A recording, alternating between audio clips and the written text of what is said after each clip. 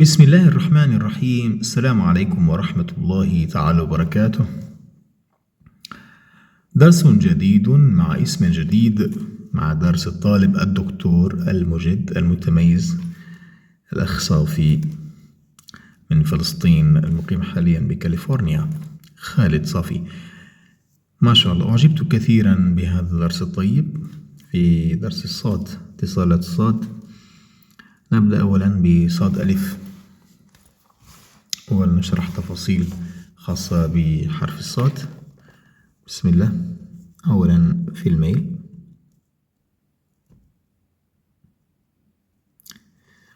نصعد بهذا الشكل، ثم نسحب ونفرك القلم قليلا إلى اليسار،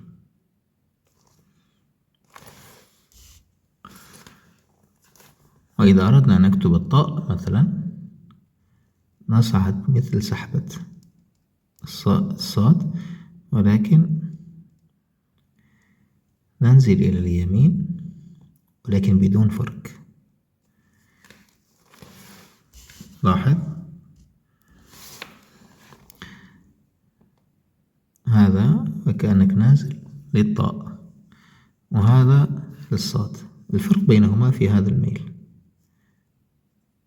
وهذا متوازي مع هذا الصاد.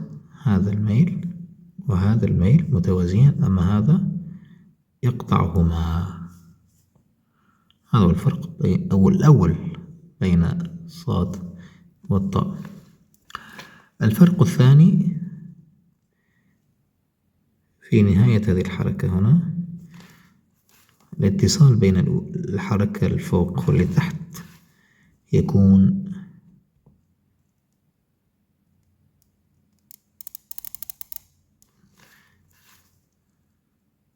بهذا الشكل، بحيث رفيع جدا، يكون اتصال رفيع.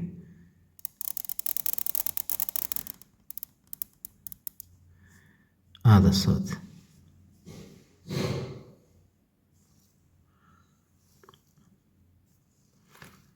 أما الطاء، المفصل هنا يكون غليظ،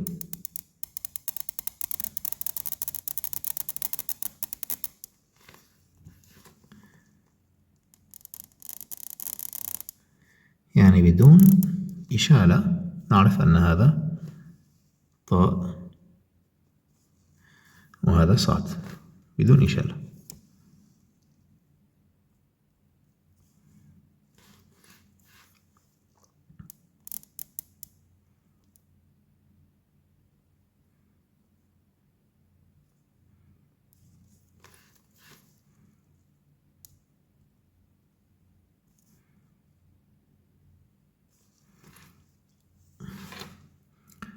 هذا هو الفرق الجوهري بين الصاد والطاء. وفي فرق ثالث في حركة صعودك الأول، هذا تصعد وكأنك رايح بهذا الاتجاه، وهذا تصعد وكأنك ذاهب إلى هذا الاتجاه. نعود إلى صاد الأخ خالد. جميل جدا، فقط هنا الحبر كان يعني أظنه فيه ماء زائد، وإذا به المفاصل تكون يعني مملوءة، لكن الحركة واضحة أن هذا ميله وهذا طالع ميله هكذا، معناه سيلتقيان فوق. جيد، هذه الحركة هنا رائعة جدا جدا جدا. تحتاج فقط هنا قليل، هنا قطة قلم. ممتاز. الصعود يجب أن يكون هذا تقريبا متساوي مع هذا الأول، تمام. هنا متساويان، يشكلان مربعا. هنا تبدأ بالفرك ورسم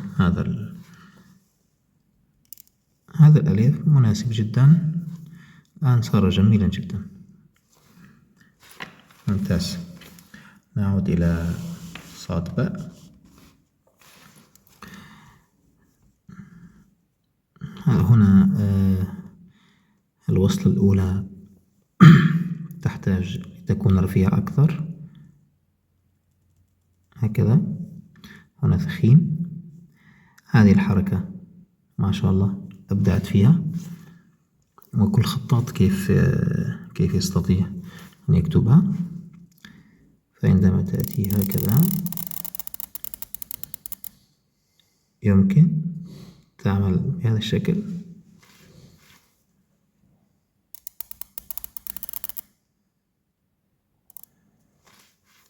أنت هنا تركت حوالي قطة قلم قليل، هي تحتاج إلى قطة ونصف.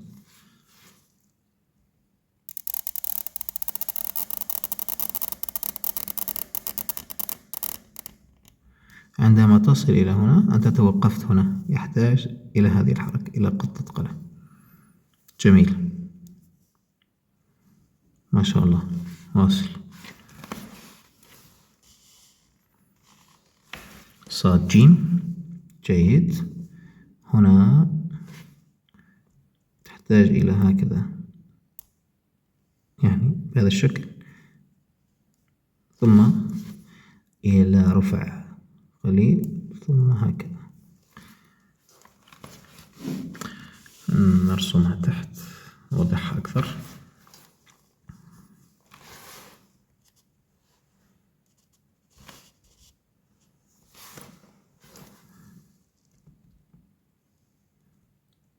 الحركة الأولى. الحركة الثانية مع الفرق، نضع قطة قلم،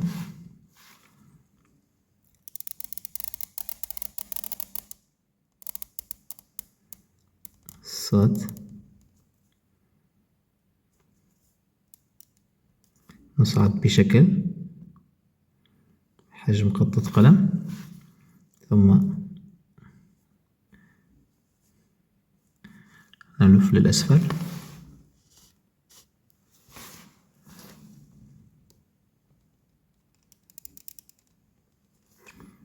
نصعد، ننزل 3 قطات، ونمر بالقطة رقم 2 بهذا الشكل،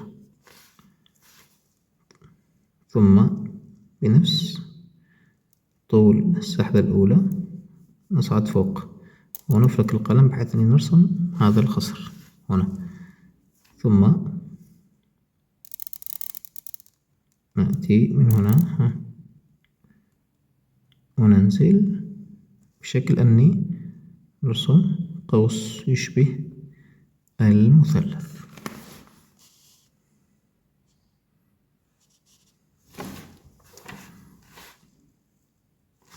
ثم نأتي إلى هنا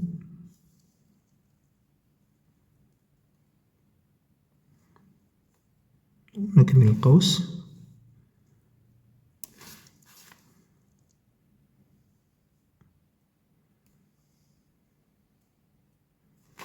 بحيث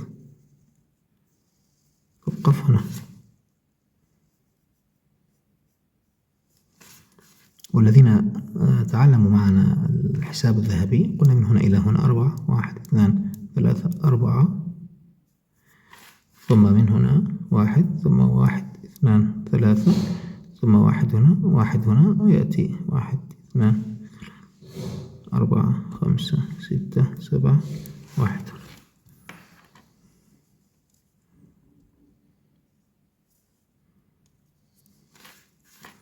هذا صاد حاء. عندنا صاد دال.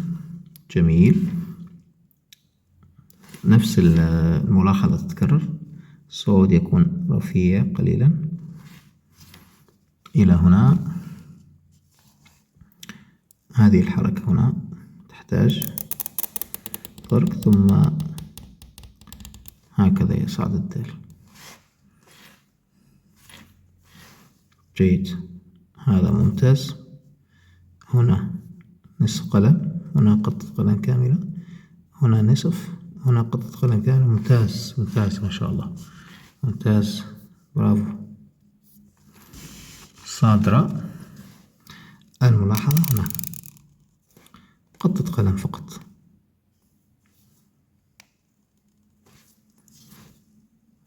وهنا قطة قلم،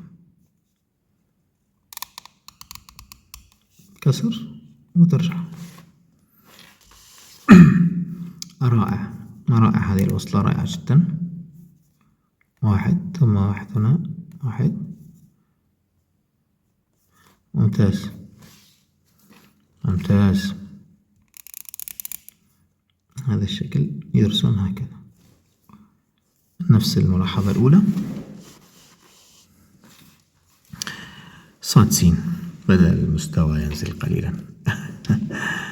ما شاء الله. أظن ممكن مشكلة في القلم. نكتب صاد هنا غير، هذا جيد. مكسور هنا، مكسور هنا، محدب، وكأنك راح تكتب طاء. جيد. بسم الله. نصعد.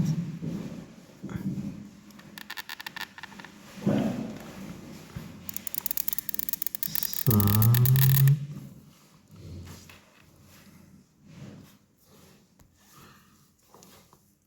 هنا نكمل. هذه سحبة مهمة، مهمة جدا. لا تصعد بشكل يعني أكثر من قطة، نصف قطة فقط. وهنا قطة ونصف.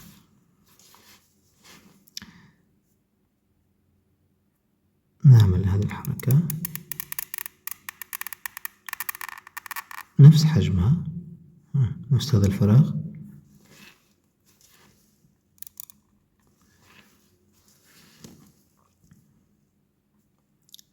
نبدأ بسن السين مثل ما تعلمنا الدرس الماضي. نفرك، يعني هنا وما من الفرك، معناه هنا قلم كامل وهنا ثلثيه. ننزل بهذا المستوى بكامل قطة القلم، ثم في نصف نصعد بنصف قطة وننزل. واحد ونصف.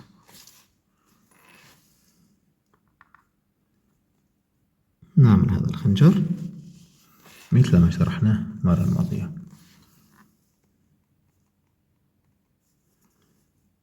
هنا المشكلة. هذا جيد، جيد جدا. نحاول نعيده مثله. النزول، الدوران، والرجوع إلى هنا.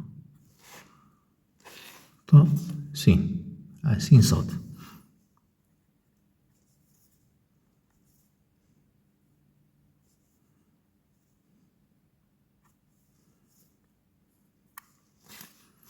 هنا مع السين، مع السين قطة قلم كاملة. عندنا هنا يحتاج انكسار. جيد. راجع هذه الحركة. سأرسم الوصلة للصوت.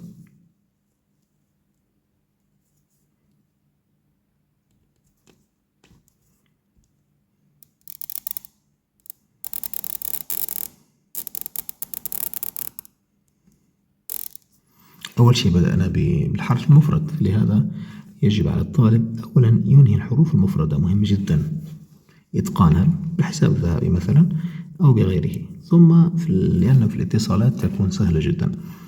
هذه الحركة انظر، نميل ونأتي هكذا، نترك نفس الفراغ ونرسم الصوت، أو نكتب، عفوا نعيد كلمة كثير، أعيد كلمة رسم. أنا آسف، يعني أحيانا أمارس الرسم أيضا. انظر هنا نصعد بنصف قلم بحيث نترك هذه المسافة قطة، اثنين إلى هنا ونصف هنا. الخنجر كالعادة نصف. يتم اتصال هنا.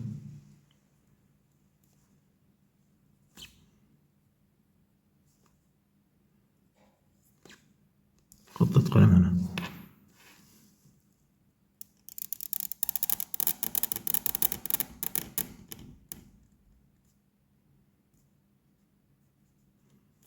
هذا حجمه قطة قلم كاملة، ومن هنا نزولها قطة قلم كاملة. هنا يتوقف، هنا مربع متساوي.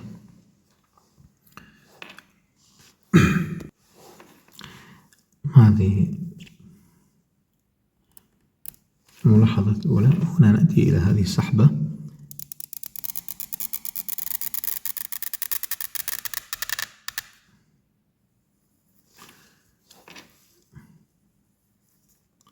قطة ونصف، نعيدها تحت.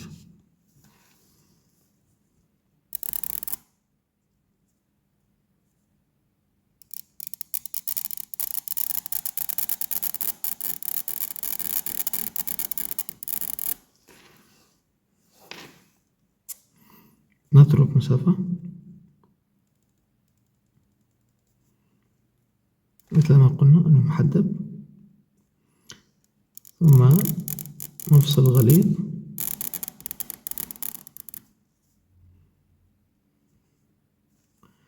هنا قطة قلم كاملة.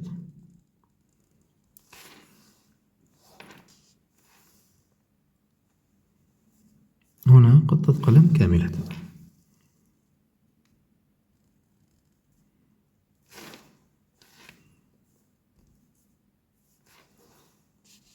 نلاحظ الفرق. وصلنا إلى صاد غين. صاد غين ضاعت منك الصاد يا أستاذ خالد. هذه الحركة رفيعة، ثم هكذا، ثم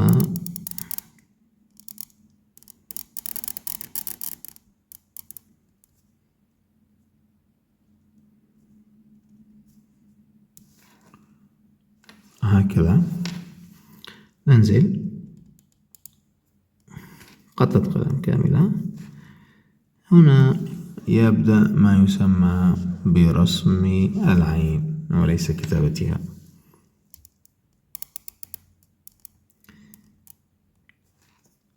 هذا قطة قلم توقف هنا، وبهذا السمك أيضا نترك نصف قلم. إذا صعدت بنصف قلم نترك قطة قلم كاملة، إذا صعدت بقلم كامل نترك نصف قلم، ثم نسحب قطة قلم كاملة، ثم نصعد بنصف قلم، نصعد يعني بنصف قلم ونسحب قلم كاملة.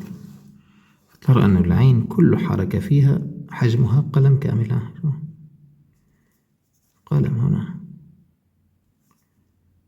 قلم هنا، غير العين كل هذا قلم، قطة قطة قطة قطة قطة. سبحان الله. نترك قطة قلم هنا وننزل هنا قطة قلم. هذه هي العين، يعني كحجم مثالي كل ضلع فيها، كم فيها ضلع؟ 1 2 3 4 5. العين تتكون من 5 أضلاع كل ضلع فيها قطة قلم، ويجب أن تشكل لك هذا الفراغ.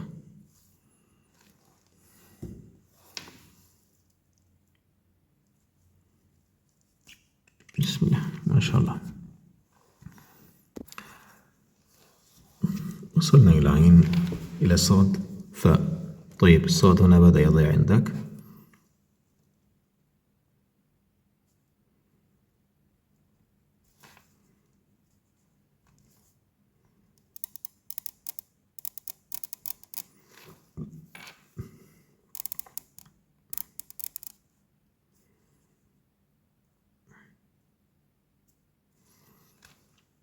الآن نزول الفاء.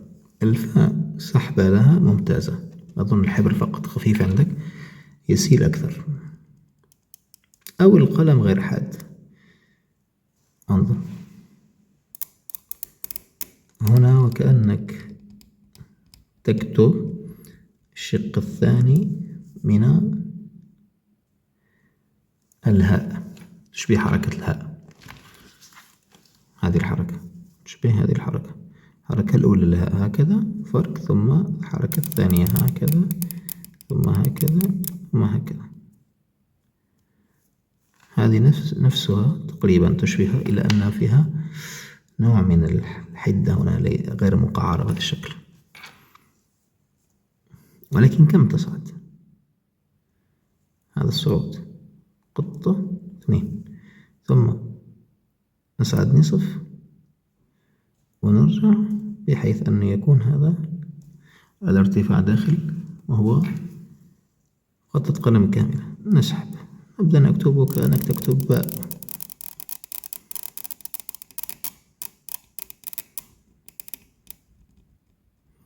تذكر القطعة الأولى ثم الثانية. هذه هي صاد فاء.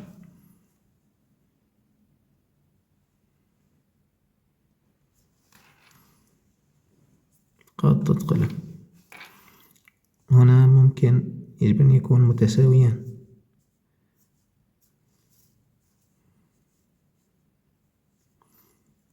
أنا هنا سحبته قليلا. هذا الميل حرف النسخ، خط النسخ، صاد فاء. جيد. صاد قاف، ما شاء الله. لا نحكي على الصاد، حكينا عنه كثير، الآن نحكي على اتصاله إلى القاف.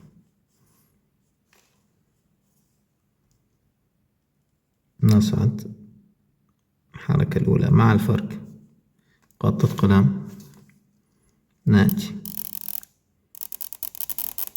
بطنها، هذا لا يتجاوز قطة قلم. هنا ليس أكثر من نصف قلم. هذا متساويان. هنا يبدأ القاف، صعود، هذا الحجم وهذا متساويان. عادة هذا الرأس استعين بالرسم لأرسمه.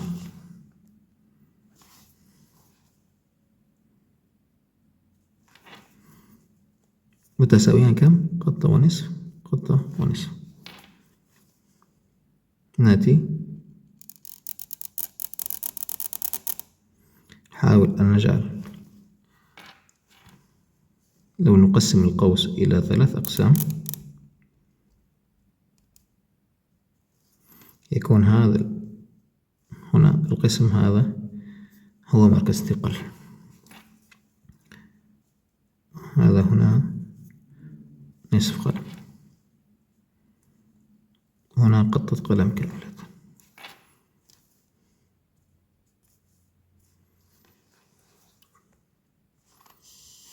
صاد كاف. مشكلتك هنا هي هنا ينزل أكثر ويصعد ويرجع. جيد. هنا ينزل قليل، هذا يقعر أكثر.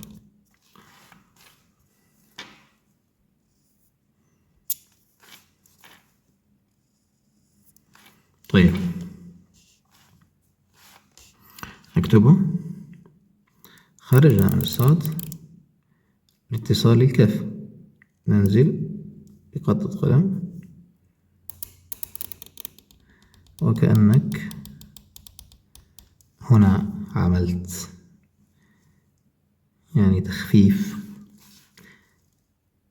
وبدأت تفتح حتى صار سمكك.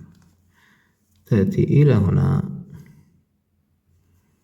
تصعد بقطة قلم وتميل لترسم قوس الكاف الذي لا يتجاوز هذا الخط.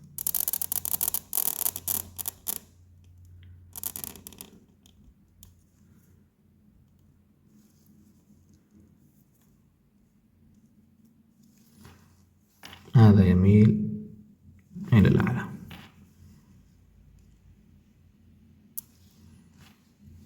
صاد كف. هنا قطة واسف. صاد لام. هذه الحركة جيدة، لكن هنا المشكلة خرجنا من الصاد،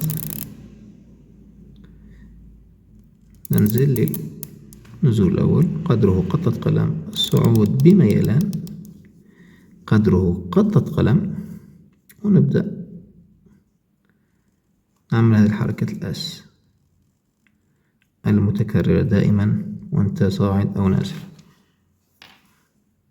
قطتين. هنا نعمل كأس تقريبا قطة قلم، ونبدأ نصعد نتوقف هنا. هنا السر. جميل جميل، ولكنه كبير جدا.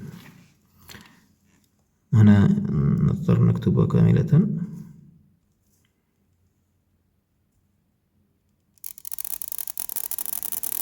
طيب كم نصعد؟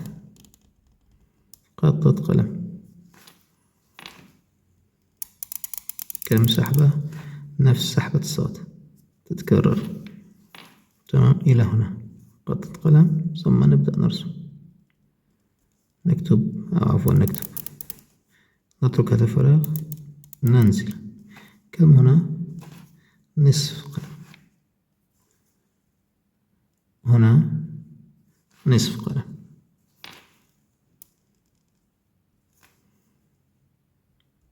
وننزل. كم؟ نصف قلم.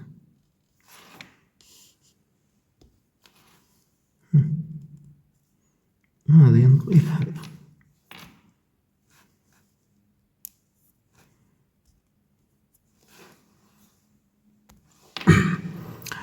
يا سلام، هذا المد رائع جدا ما شاء الله. نحتاج فقط هنا قليل، وهذه الحركة أيضا جميلة بحيث أنك تترك قطة قلم. جيد. هنا قطة قلم، هنا قطة قلم. ما شاء الله عليك يا أستاذ يا دكتور خالد. هنا قطة قلم ضاعت هنا. ما شاء الله. جميل. الابتسامة الثانية. ممتاز يا حبيبي، ما شاء الله. هذه الميم من أروع ما رأيت. جميل. جيد جيد. ثبتها. الابتسامة الثالثة. هنا تبدأ الابتسامة تتغير. رائع هذا. جيد. هنا فقط تحتاج إلى رسم. نعيدها. فرق.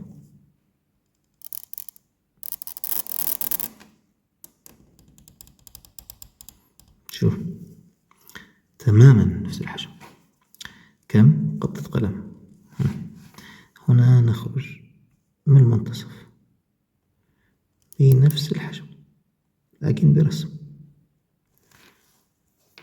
هذا الحجم يساوي هذا الحجم، وهذا يساوي هذا، ولكن ترسم وكأنك ترسم بثلث القلم فقط.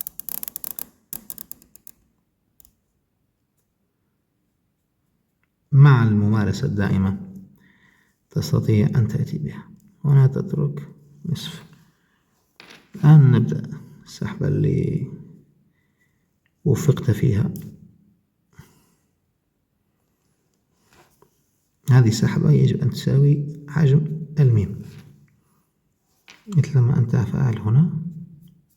جيد. ومن هنا إذا عملت خط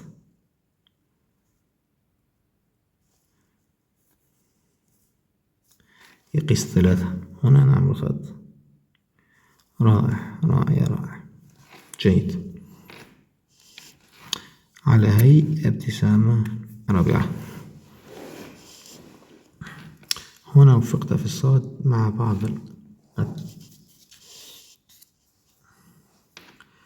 جيد. النون جيد، هنا الصاد تعبانة.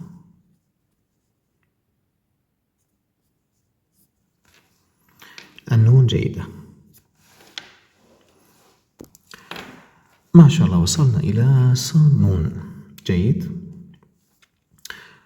نعيد تحتها نوضح أكثر. قلنا خطأ، فرق، تغيير في الميلان. هنا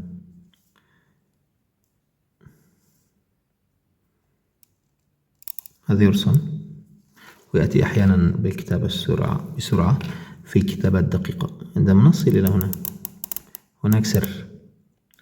توقف، نبدأ من هنا. أحب أن أوضح. توقف ونبدأ من هنا، نرفع قليلا نصف ونرسم الخنجر. أظن قليل من يعمله هذا. توقف هنا بهذا الميل، ميل نسخ، ثم نأتي إلى النصف. تمام، ونسحب.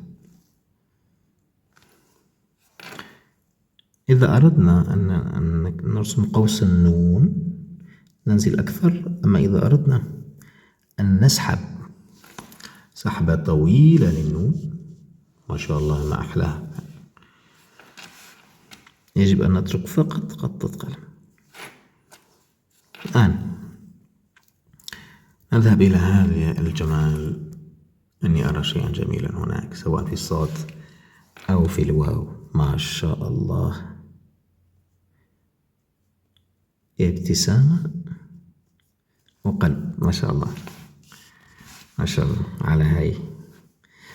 هنا تحتاج إلى حدة قليلة، ثم هنا يرسم هذا.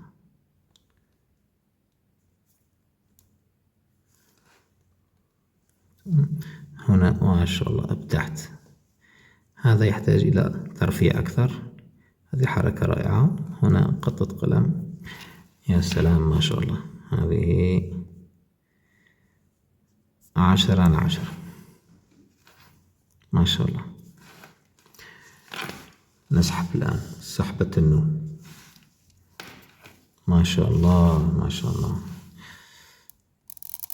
ما شاء الله.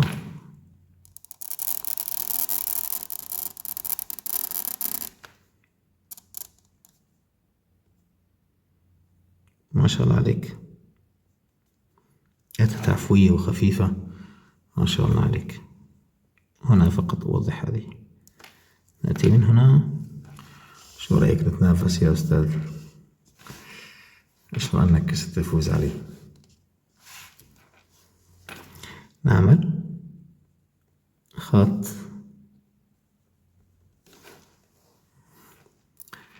ونسحب.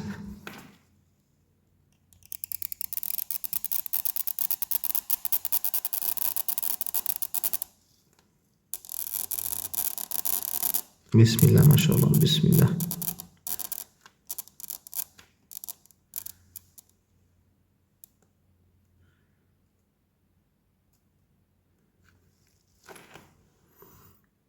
أظنك فزت علي. جميل، جميل. هو لا يتجاوز هذا الخط، فيتجاوز يعني قليل قليل جدا من أجل الحرف اللي يأتي بعده فقط. أما هنا هذا هو القوس.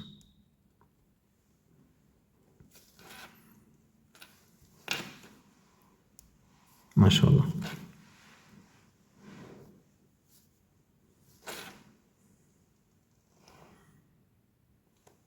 رائع. لك مستقبل واعد يا دكتور، ما شاء الله. وصلنا إلى صاد هاء.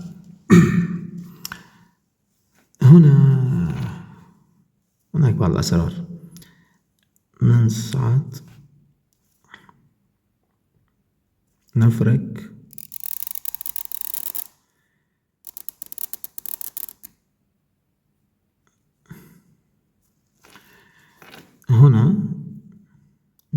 نميل بالقلم أكثر لنعمل هذه الحركة. قطة قلم كاملة.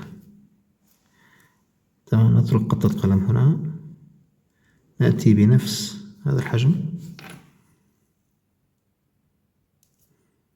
رأيت نفس الحجم بهذا الشكل.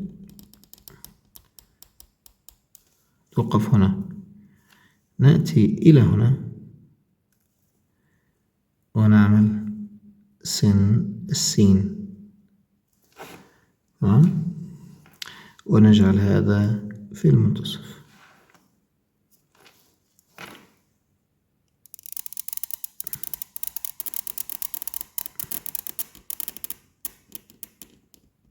وكأنك تكتب باء بسن السين. هذا وكأنك صاعد من هذا، من هنا نخرج. هذا هو صاد هاء. هذه الحركة صاد لام. جميل، هذه الحركة كثير جميلة، تحتاج فقط إلى تركيز أكثر في التنفيذ. رائع. صاد، فرك،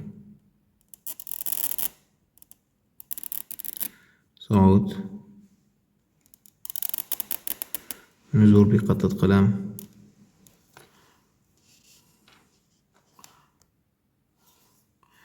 مثل خروجك للام. ذكرت يعني صعودك لنزول اللام، ثم توقف هنا. اللام يحتاج إلى أكثر، ولكن لام ألف يكون بهذا الحجم فقط. نخرج من هنا، نبدأ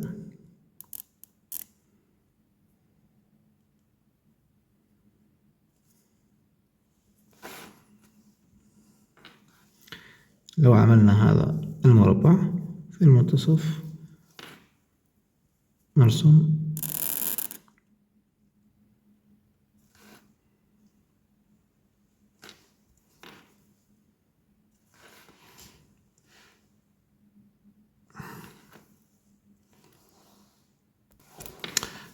هذا السحب. عفوا، الكاميرا عندي مالت قليلا فلا أرى بوضوح. هنا صحيح جدا هذا النزول، أنا مايل قليلا. لحظة، سنعيد، نمسح ونعيد. بسم الله.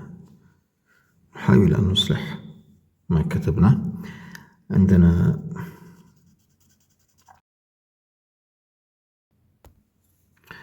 جيد. هنا عامل حركة كثير رائعة، هذا الميل ثم هذا الميل وكأنه رايح بهذا الشكل، آخر عكسه تماما. جيد، هي نفس الحركة تتكرر. هذا الشكل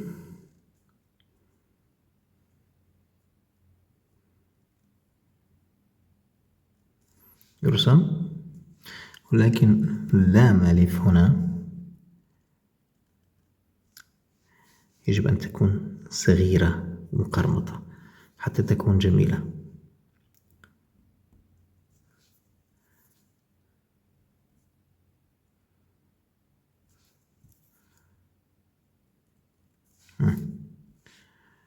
هذه هي. هنا قطة قلم كاملة، هذا يساوي هذا. اللي عامله هنا أستاذ خالد كثير رائع، أحتاج إلى هنا قليل. أما هذه الحركة كثير رائعة، هنا فقط تحتاج قليلا. كثير رائعة. ابتسامة وتحية. صادية. جميل جميل، ولكن يحتاج إلى قلم حاد مقطوط بشكل صحيح.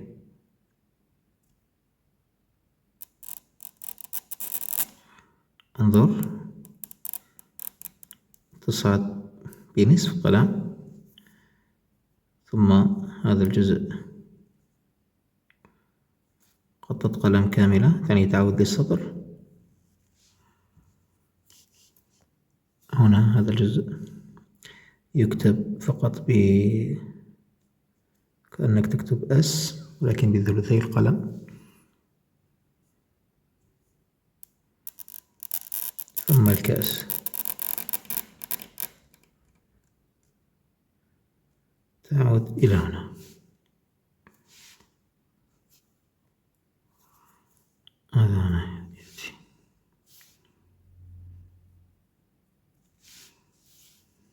قطة قلم قطة قلم.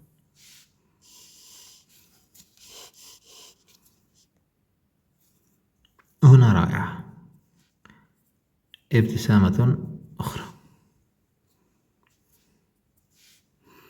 جيد، هنا رائعة، حتى السحبة جميلة. بقي لك الصاد، الرجوع حق الصاد هكذا.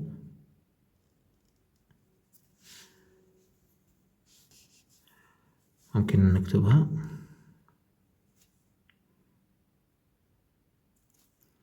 الياء الراجعة، كأنك ستكتب تصعد هنا بقطة قلم صاد جيم أو صاد ميم، ثم تسحب هكذا قطة قلم هنا ثم قطة أخرى وترسم. تنزل نصف قلم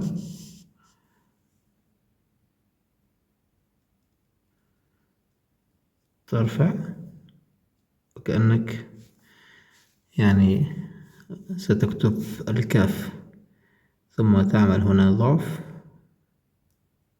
يعني ترققه ثم تغلظ.